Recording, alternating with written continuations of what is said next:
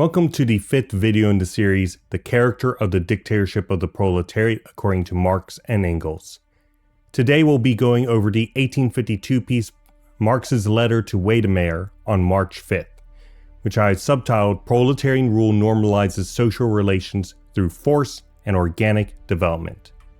And to those who may or may not remember, in the preface I utilize a quotation from this. So, it is important that the proletariat be familiar with historical economic theories in the sense that knowledge of history will allow them to understand the development and shifts of society, and know, despite what intellectual labor towards analyzing the mode of production at any time always results in, that is, the belief that the current ruling order is a natural, normal, and fair relationship that is harmonious and in principle equal and fair, rather than conditions of struggle and antagonism. Very often, people are embedded in the conceptions of the now and never think of the future except in comparison. From the perspective of those people, the new relations in the dictatorship will seem unfair, unharmonious, unnatural, and unequal, but those in the new society will understand it as the opposite.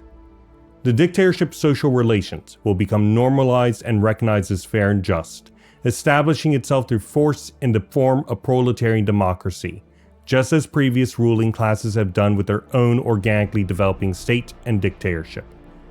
Class struggle is historically contingent on historical phases in the development of production, resulting in a new ruling class establishing itself through force, first through violent revolution, and then through the transformed state, which utilizes democracy as a tool of repression of the bourgeois minority. This is a class dictatorship, one that the proletariat will establish for itself, as all historic ruling classes have. However, because the proletariat is the last class, its victory will lead to its own abolition. The dictatorship is nothing more than a transition to the abolition of all classes and to a classless society.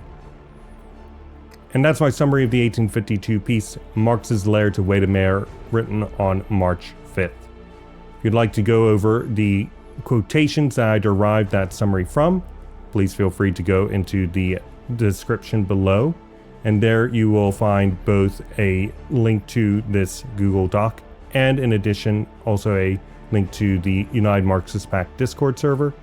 Please give a thought to joining, and if you have any questions or any comments you want to make about this piece, then we would love to have you. With that said, thank you for joining me for today's topical summary, and I hope to see you tomorrow.